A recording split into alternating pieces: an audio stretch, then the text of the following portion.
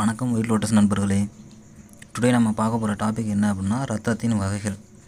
காரல் லாண்ட்ஸ்டெய்னர் அப்படிங்கிறவர் 1990 மனிதரோட ரத்தம் எல்லாமே ஒரே வகையை சார்ந்தவை அல்ல, ஒவ்வொருவருக்கும் ஒவ்வொரு வகையான ரத்தம் காணப்படுது அப்படின்னு கண்டறிஞ்சார். அதன் அடிப்படையில் ஏபிஓ அப்படிங்கிறத லாண்ட்ஸ்டெய்னர் கண்டறிஞ்சார்.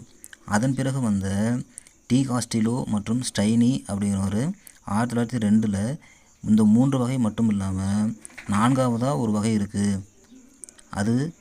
அதுக்கு ஏபி அப்படின்னு சொல்லி அவர் பேர் வச்சார்.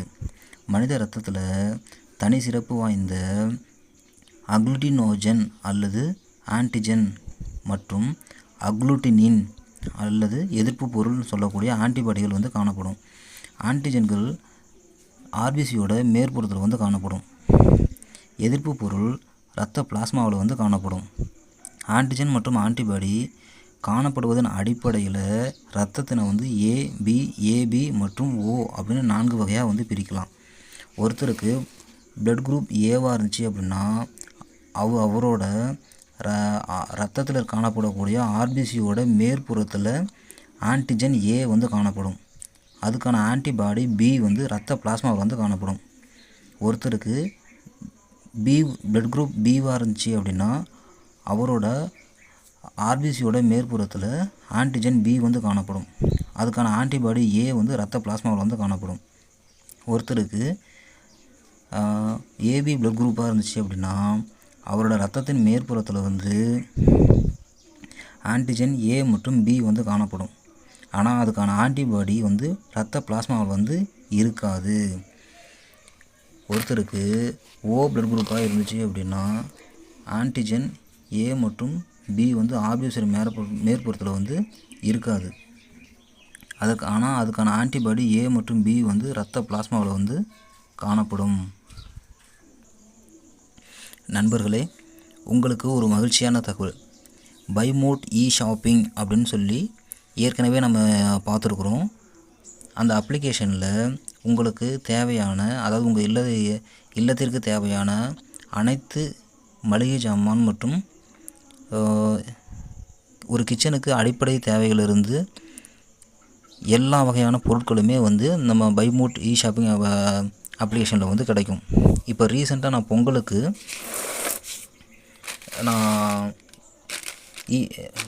பைமோட் ஷாப்பிங்கில் நான் பர்ச்சேஸ் பண்ணியிருந்தேன்.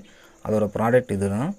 நல்ல குவாலிட்டியாக நல்ல தரமாக பேக் பண்ணி அனுப்பிச்சிருந்தாங்க. ஃபாஸ்ட்டாகவும் டெலிவரி வந்துருச்சு. தரமாக இருக்குது, விலை மலிவாகவும் இருக்குது. நீங்களும் வாங்கி மகிழ்ச்சியாக இருங்க, பயனடையுங்க. சரி, வாங்க நம்ம வீடியோவை கண்டினியூ பண்ணுவோம்.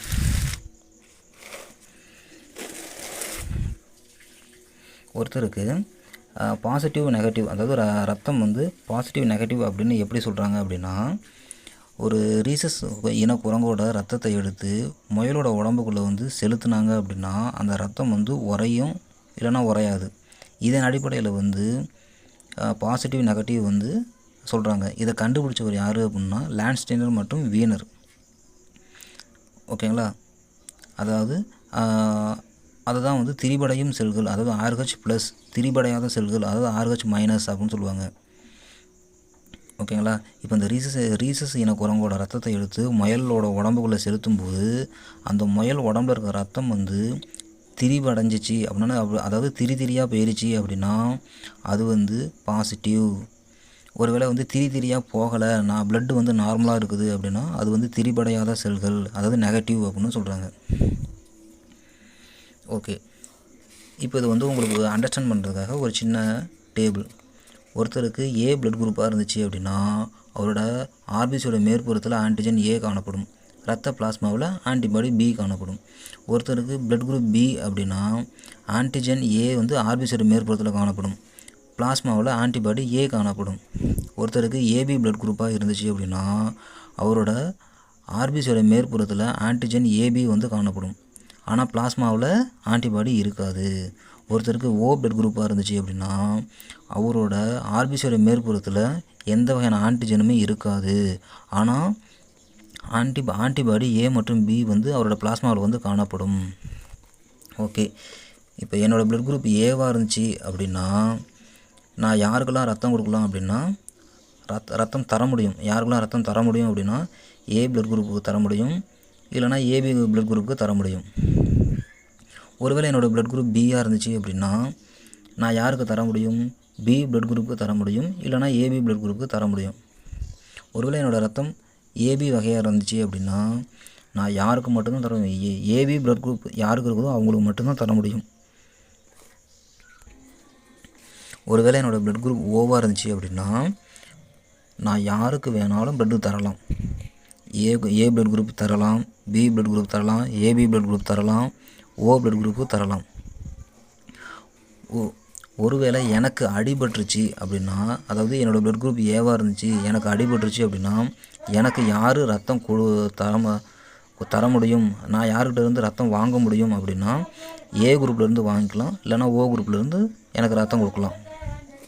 ஒருவேளை என்னோடய பிளட் குரூப் பியாக இருந்துச்சு அப்படின்னா எனக்கு அடிபட்டுருச்சு, இப்போ நான் யார்கிட்ட இருந்து ரத்தம் வாங்க முடியும், எனக்கு பி குரூப் யாருக்கு இருக்குதோ அவங்க தரலாம், அப்படி இல்லைன்னா ஓ பிளட் குரூப் யார் இருக்குதோ அவங்க தரலாம்.